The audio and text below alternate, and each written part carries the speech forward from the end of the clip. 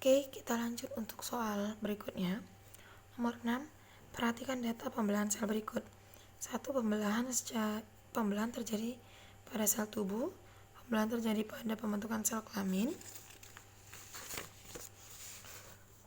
Jumlah kromosom anakan bersifat haploid. Jumlah kromosom anakan bersifat diploid. Terjadi 2 kali pembelahan, terjadi 1 kali pembelahan. Pernyataan yang benar mengenai pembelahan meiosis. Nah, untuk pembelahan meiosis, kasih keterangan sedikit tentang pembelahan meiosis.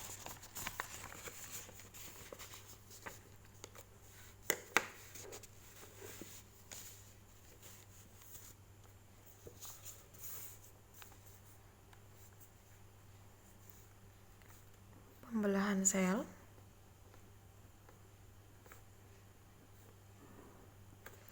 Nah, untuk mitosis dan meiosis. Nah, untuk yang pertama, untuk mitosis, tahapannya ini nanti hanya 1 kali tahap pembelahan. Sedangkan meiosis nanti mengalami 2 kali tahap pembelahan. Makanya kemarin oogenesis dan spermatogenesis ada meiosis 1, meiosis kedua. Nah, yang kedua, jumlah kromosom anakan yang terbentuk ini nanti dia sama dengan induk. 2N tetap menjadi 2N, sedangkan ini nanti setengah dari induk. Setengah dari kromosom induk, 2N menjadi 1N atau diploid.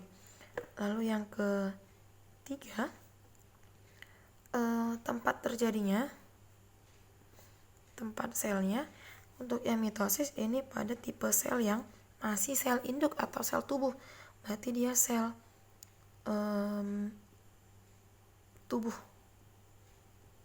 atau somatik atau autosom.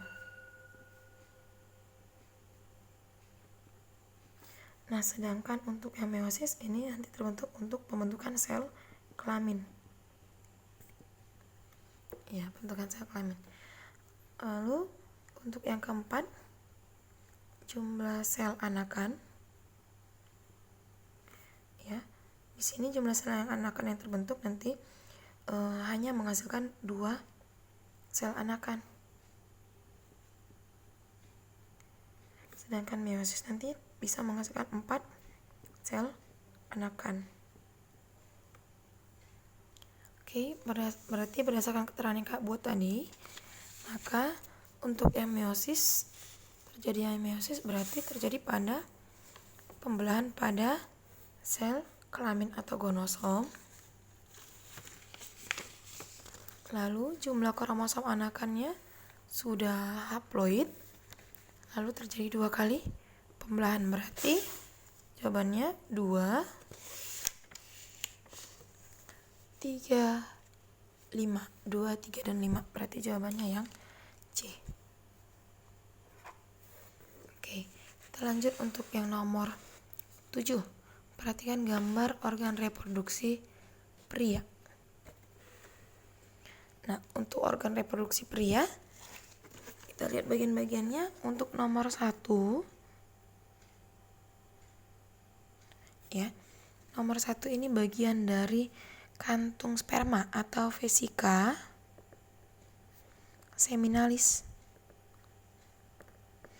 Yang nomor 2 ini kelenjar aksesorisnya pria, yaitu kelenjar prostat. Lalu yang ketiga, kelenjar aksesoris yang kecilnya ini namanya kelenjar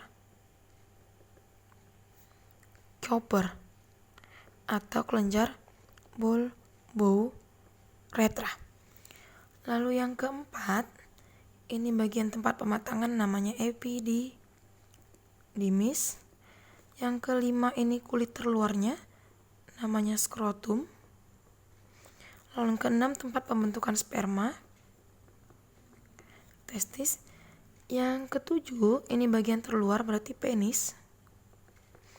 8, ini saluran keluarnya, uretra.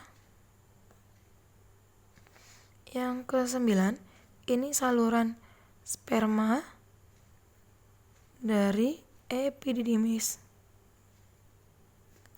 menuju ke kantung sperma. Ya, berarti namanya vas deferens atau vasa deferensia. Nah, saluran yang merupakan tempat pematangan.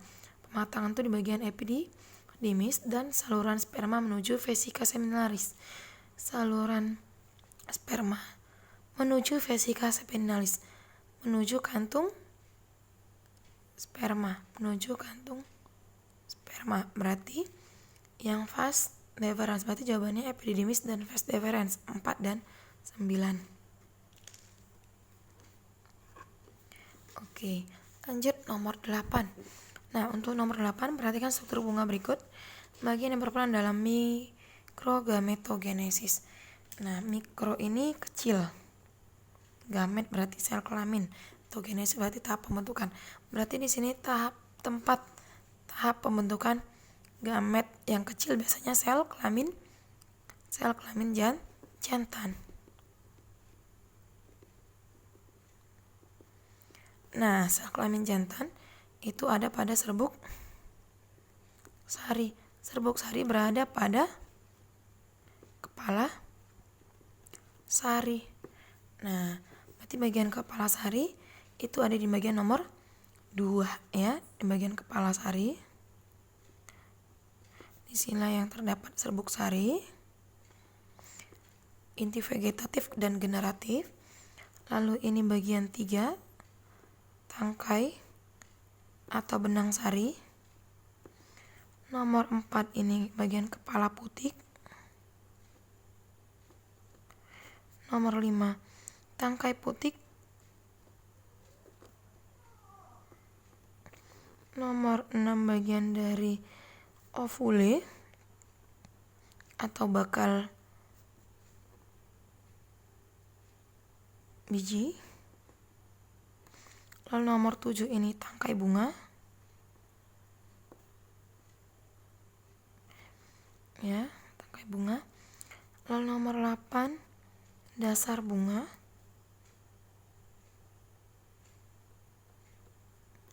Nomor 9, kelopak bunga.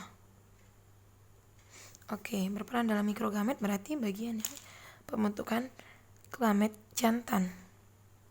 Kepala sari berarti nomor 2.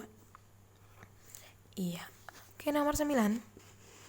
Berdasarkan gambar struktur bunga di atas, pernyataan yang benar adalah berdasarkan gambar di atas yang benar. Proses pembentukan serbuk sari terjadi pada nomor 4.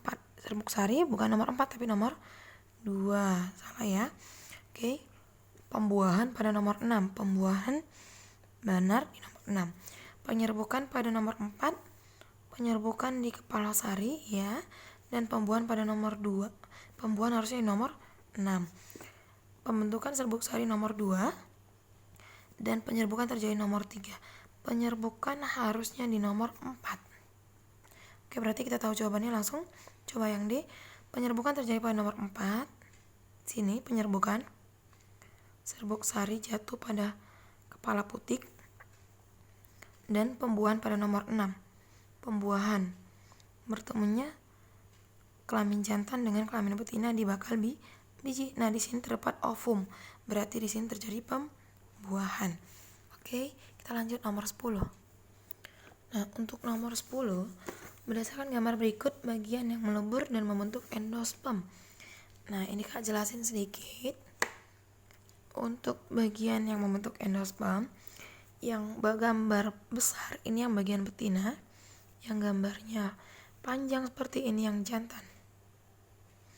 Nah, untuk bagian nomor 1, ini bagian dari inti antipoda.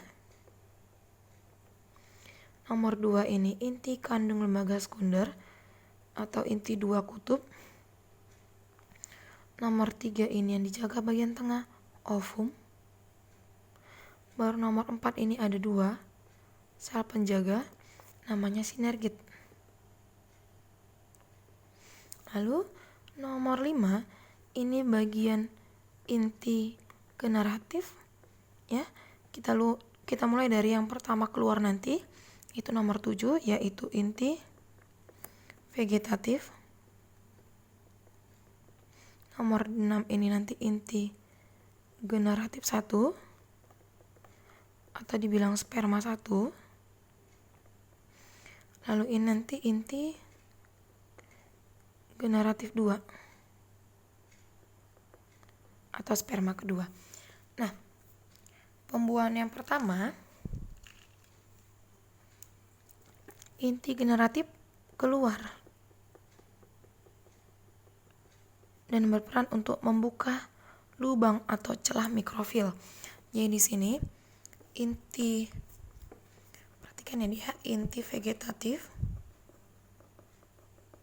ya. Ini perannya untuk menunjukkan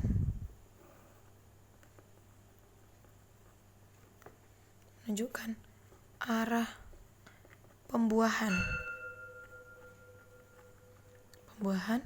atau untuk membuka celah atau lubang mikrofil. Iya. Nah, sedangkan nanti inti generatif 1 atau dibilang sperma 1, nah, ini nanti akan membuahi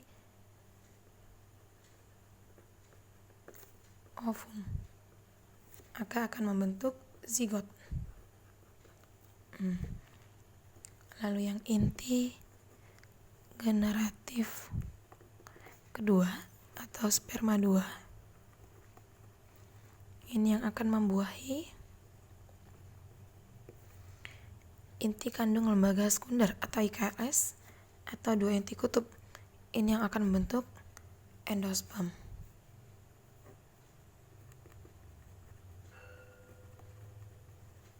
Ya, membentuk endosperm. Nah, maka berdasarkan keterangan yang Kak buat, berdasarkan gambar berikut yang membentuk endosperm, ya, kita bikin yang inti vegetatif tadi keluar untuk membuka lubang atau celah mikrofil atau menunjukkan arah pembuahan. Lalu yang kedua, inti generatif 1 atau sperma 1, ini yang nanti akan membuahi ovum membentuk zigot.